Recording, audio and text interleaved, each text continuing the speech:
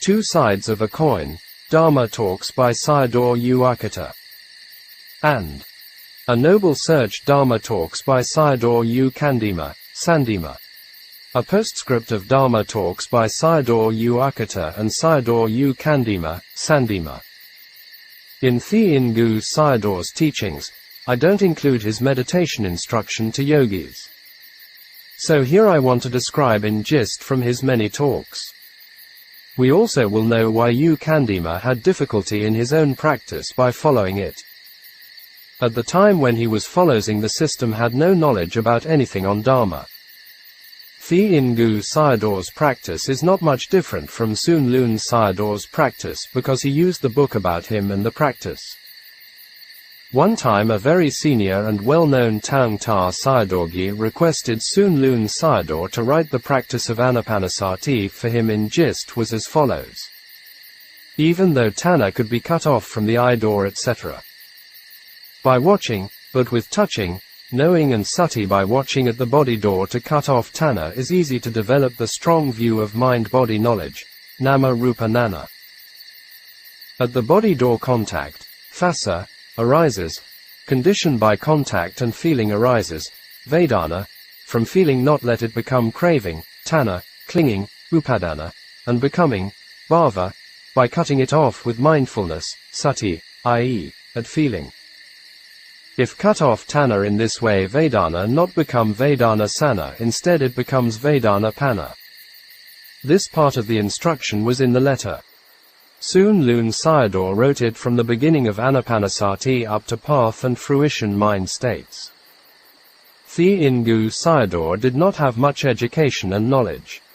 So his style of teaching is very simple and like a fixed formula. His voice and language had strength and energy, very direct and blunt. In the case of Ānāpāna Samādhi, for example, the mind must know the pressure of the incoming and outgoing air. Breathe naturally and following the nature of knowing. Near death, the four elements will kill you. There are 40 samatha objects. There are physical form, aramana kamathana, loathsomeness, asubha kamathana, form, rupa kamathana, mind kamathana. Just know the in and out pressure, air. Don't think anything. After a period of sitting contact with a hard floor, phassa right pointing arrow, vedana arises. Mind and body of people are not the same. In the same way, their dharmas are different. From mind kamathana, form kamathana and aramana kamathana can become sotapanna. In your past life, if you had practiced aramana kamathana before, physical objects will arise, in the mind, such as red color, yellow color, forest and mountain, etc. These are arising by changing. Only if you can give the correct concept, panati, can you discern the paramatta. So you must give the right concept. How to contemplate it? Contemplate form, rupa, as changing nature. Don't give the concepts of red, green, yellow, etc. If you do it and connect to Vedana, contemplate the nature of form as changing and dissolution. You can see each one of them is changing, i.e., not changing into something. Each one arises and disappears. Don't know them as green, yellow, blue, etc. In the past, if you had practiced an asubha object, asubha nimitta will arise. The acquired sign, parikama nimitta, arises in the mind. Nimitta will arise. The acquired sign, parikama nimitta, arises in the mind. If you practiced skeleton before, now skeleton will arise. Sayadaw also talked about other asubha nimittas. Don't be afraid of it. These are your dharma inheritance of the past. Some people talked about them as concepts. They didn't know the differences between concept and reality, paramatta. These are the results of past karmas. If seeing asubha in this life, you will go to nibbana, i.e., can finish the practice like him. It kills tanha directly. Don't let it disappear. Contemplate its nature. How does it appear? For example, the flesh body changes slowly stage by stage. becoming brown and black in color, flowing out with putrid blood and pus, the body becomes bloated, etc. Observe its nature. How does it change and dissolve? You will see its nature. Seeing, hearing, smelling, etc. are Dharma. You don't need to argue about it. Don't be afraid of the putrid, bloated corpses which are upadanakanda of the mind. You'll see the whole world as a subha, as in his own practice. With nama, mind, kamathana from the internal, the affliction of the four elements arise. The elements' nature of earth, water, heat, air arise. If the earth element arises first, it'll kill you, i.e., at death. When the earth element arises, the mind knows it as stiffness, i.e., concept. You have to change it as affliction of form, rupa, and feeling, vedana. Don't know its nature of stiffness. Contemplate it as afflicted form and feeling, again feeling is nama, mind. And then know the nature of nama. What is the task of nama? Nama nature is that it feels, experience, and dissolves. Don't take it as stiffness and tenseness. If you make it, vedana connects tanha. You will be not free from apaya, woeful existences, if you take it as painful. Instead you have to know it as afflicted form and feeling. This is knowing the mind and form. Feeling is mind, nama, dharma. What is the natural characteristic of nama? Its nature is feeling and dissolution. In this way, know all the bodily sensation as the feeling of the mind, which feels and dissolves. All these continuous knowing of them come to the end, i.e., following the ending of feelings. This is nama kamathana. You have to put effort in one sitting to free from apaya. You contemplate with the 5 powers, bala, of faith, effort, mindfulness, concentration and wisdom, saddha, viriya, sati, samadhi and panna. You must know these minds. 1. Mind with faith. I'll do what the teacher asks me, even if my bones and skin are worn out. If I die, then let me die. If I don't die, then let me attain Dharma. I'll not get up from sitting. In this way we'll realize the 4 truths. You'll not attain it if you are groaning with pain and stop it. I am asking you for temporary dying exercise. You have to practice it to become habitual. This is practicing for dying. If not 100,000 humans die, no one becomes human again. Why is that? Because you'll designate it as I, i.e., self. If someone dies by wriggling his body on bed, he will not become human again because of dying with the wrong view. 2. Mind with effort. From the beginning of the world this mind goes out external and feels the objects, mostly to experience pleasant feelings. You have to put in the effort and not let the mind go out.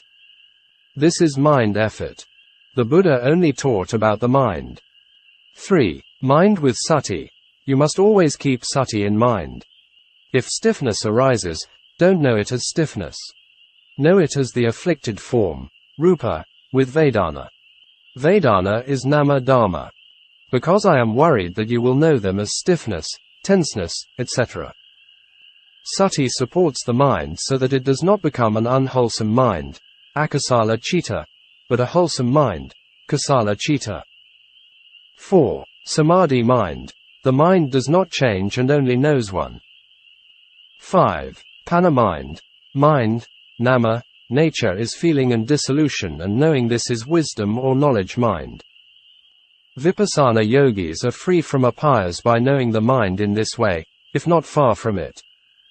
The Buddha also had done this work. You can become a child of Buddha by doing only this work. The truths of seeing the mind, seeing form and seeing objects, ānāpānas, these are seeing the truths by stages. These also called the truths of Sotapanna, Sakadagami, Anagami and Arahant respectively, i.e., stream enter on mind, once and non-returner on form, Arahant on ānāpānas. If you try hard, and you must do it for a dependency, you will surely reach it. Breathe strongly if it is painful. If you treat it as painful, the mind will not want to feel it. With anger or aversion, you'll go to hell. Don't stop it. With one sitting, let Vedana cease. Don't give a perception, sana, to it, otherwise Sankara will condition it. If Vedana becomes strong, not allowing these states of mind to arise, you have to breathe strongly, i.e. Ānāpāna, balance Samadhi and Pana. Here or anywhere of his talks, Sayadaw did not mention how to do it. He only recited a short verse which belonged to Thatham Mingun Sayadaw. From this verse, later U Candima taught Samadhi like the scales. According to the Buddha, the result stopped by killing the cause. Pain, aches, etc. are the result dharma and concept dharmas. Have to know them as Vedana Nama Dharma, and this kills the cause. If it is treated as pain, aches, etc., it will kill the results. The cause will follow by killing its result. The hotness, aches, etc. will stop by killing the cause. Near death with pain and aches, one will rely on the doctors. Tell people this is exercising for dying, i.e., dealing with pains. You'll die later. When dying, you'll know how to die. There are the minds to Apaya, to celestial realms and to Nibbana. You have to know about these minds. You have to practice knowing them with knowledge, wisdom, vijapana. Furthermore, you can't overcome it with sana. If it's painful, then you'll be finished, and become afraid. Don't know like this. When the four great elements are afflicted, Vedanas arise. Vedana is nama, mind, dharma. What is the nature of nama dharma? It feels and dissolves. How to follow Vedana? Tension is feeling, aching is feeling, etc. In this way, know the nature of nama. The Buddha asked to follow the ending of form and mind natures. Don't let them be your nature, i.e., by noting as tense, stiff, hot, cold, etc. If Vedana becomes strong, breathe strongly. Level Samadhi and Pana will see impermanence. Here leveling or tuning Samadhi and Pana is tuning the 5 spiritual faculties, Indriyas. There is no mention in the scriptures or other teachers of how to tune it in detail. U Candima's scales-like meditation is not an easy one but simple. You'll find out the nature of mind, nama, which feels sukha and dukkha. The mind fears dukkha and likes, love, sukha. When dukkha Vedana arises, it knows at the legs, in sitting, and not able to bear the pain it moves to the tip of the nostril. Knowing these, dukkha and sukha, to and fro is knowing impermanence. This is not the same as U Candima's scales-like meditation. See above the instruction of U Candima. If you follow them to the end, mind and form cease at the same time. The mind becomes peaceful and happy. This arrives at Cittanupassana Satipatthana, from dukkha into sukha, i.e., into sotapanna. Knowing the tip of the nostril is Kayapassana, i.e., breath meditation. Knowing feeling, Vedana, arising is Vedana Satipatthana, and then the feeling nature of Nama Dharma ends, arriving at Citta-Satipatthana, from where one continues to be a once-returner, non-returner and arahant. See Sayadaw's practice and realization. Stiffness, tension, etc. are non-existent dharmas. Nama feeling is an existing dharma. When you arrive Citta-Satipatthana, your destination, good existence, sugati, is stable. You have to practice becoming stable destinations, gati. Work hard. Be patient with Vedana and attack Kilesa. If you have patience, i.e., Kanti, will attain Nibbana. What has to be patient? Following the Vedana which arises from the afflicted Kanda with patience, from the beginning, middle till to the end. You must work with it, it'll become Vijnana. If you know or take it as pains and aches will become more painful and aching. Pain and aches are not existing knowledge. This is what everyone knows, even animals. Feeling of Vedana is the existing knowledge. How to know it to be free from everyone's knowledge?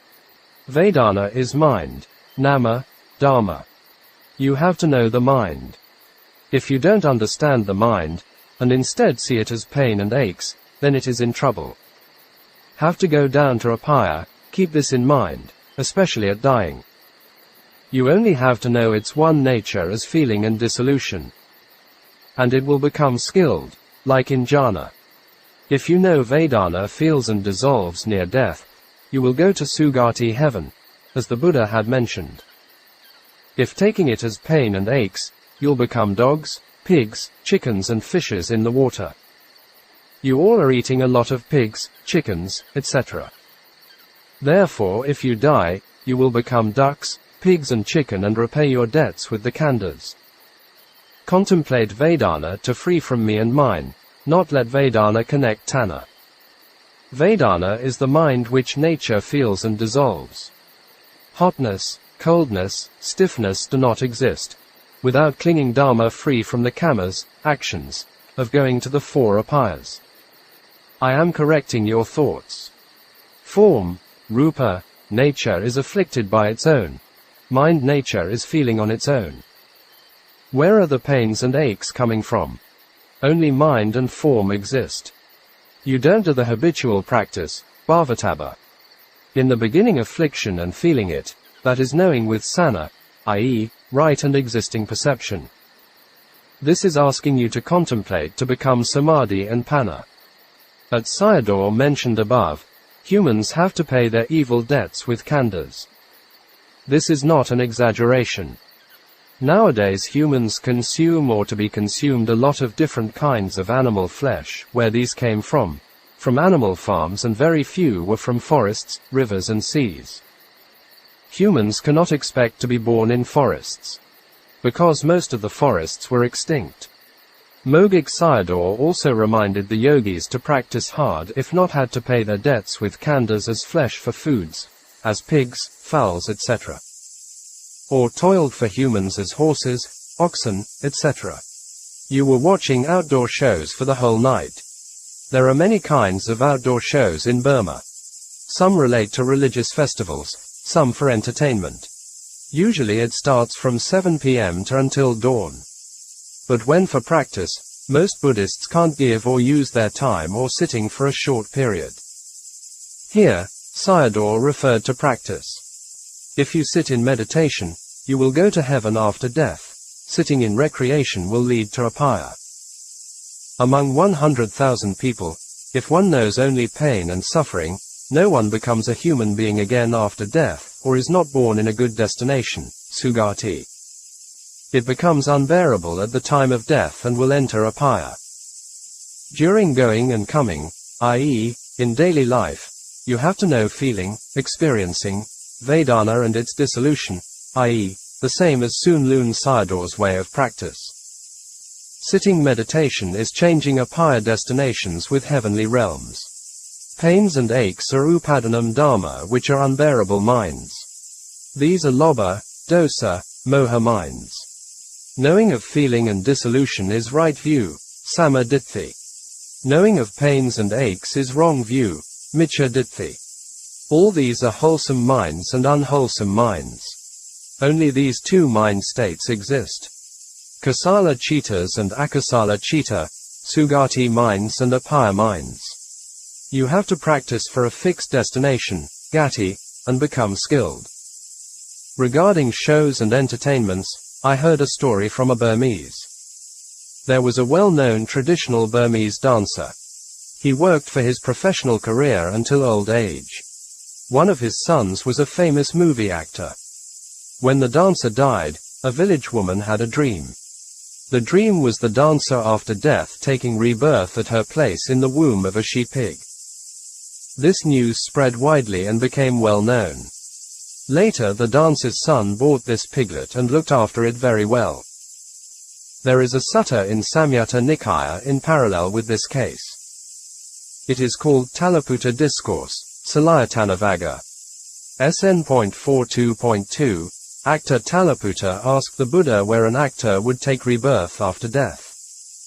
The Buddha's answer was, hell or animals.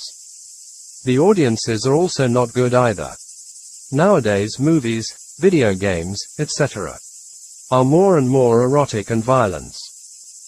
So their minds are more and more polluted with lust, anger and delusion. I have no idea how successful Bhikkhu Sayadaw's teaching has been for yogis.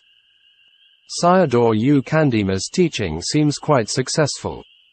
From their autobiographies and practices, we can say that they had paramis. The most important point is the quality of their minds. Both of them are tough, resolute, have a lot of patience and endurance with strong faiths and true noble warriors. Parami is coming from practice. So a Buddhist's duty is to study and practice Dharma. A noble search does only exist in the Buddha Dharma.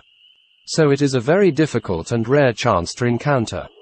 Therefore, the Buddha Dharma represents wholesome and noble education. Other secular knowledge and religions have only wholesome education that they can teach to human beings. This much is even very rare. Only the sages and the wise can do it. Most human beings only end up with ignoble educations and searches. Nowadays, human situations are more and more inclined towards this direction. From societies to internationals, many problems, dangers and disasters arise from this kind of education and search. Humans are more and more greedy and selfish.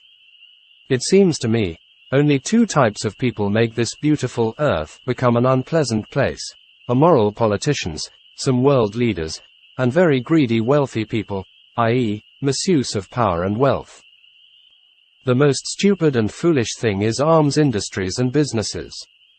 If you don't use it for killing and murdering people, what is the use of it? USA is a good example. If arms industries and arms businesses develop and flourish, there will be no peace and human well-being in the world. These power-mongers and wealth-mongers always look for excuses to create wars and instability around the world. In the Dhammapada, XXIV, Craving, Tanha. Verse 355. Riches, powers, ruin the man. Weak in discernment. But not those who seek the beyond. Noble search. Through craving for riches, powers. The man weak in discernment ruins himself, as he would others. All kinds of pollution and violence occurring in the world today testify to the Buddha's wisdom and insight. There was a wise message or remark made by Ven. Jnaneshaloka Mahatera, a pioneer German monk, in his address in 1956 at the Sixth Buddhist Council.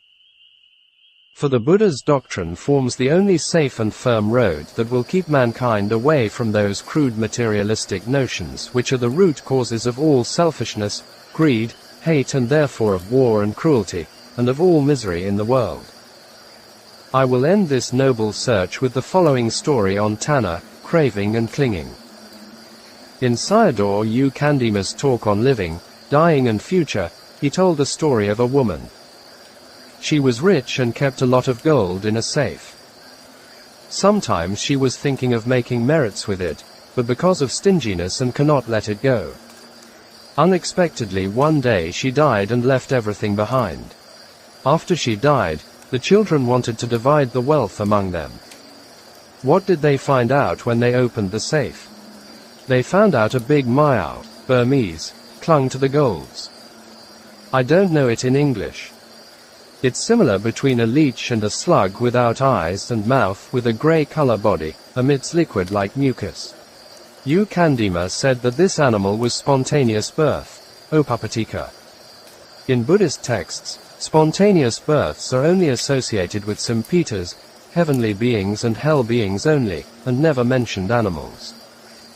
There is a parallel story in the Dhammapada, Impurities, Mala Vagga, DHP. 240, the story of monk Tissa, who died with attachment to his new robes and was born as a louse in the robe. This is a very quick rebirth that can be counted as spontaneous. A Western teacher said, people who don't realize the harm they can do to themselves and to other people are really dangerous. That is true, and it can be related to all worldlings who are full of kilesas. With strong desire and anger, one can do all possible evil things to oneself and others without knowing the consequences. The education on the law of karma becomes very important to every human being, whatever their color of skin, nationality, culture and religions. Because it is a universal teaching. Everyone understands karma rightly and seriously about it, they will have shame and fear of wrongdoings. These two qualities are the guardian dharmas of the world. Even if we cannot follow the Buddha's dharma and become a noble person, we should at least become a decent person.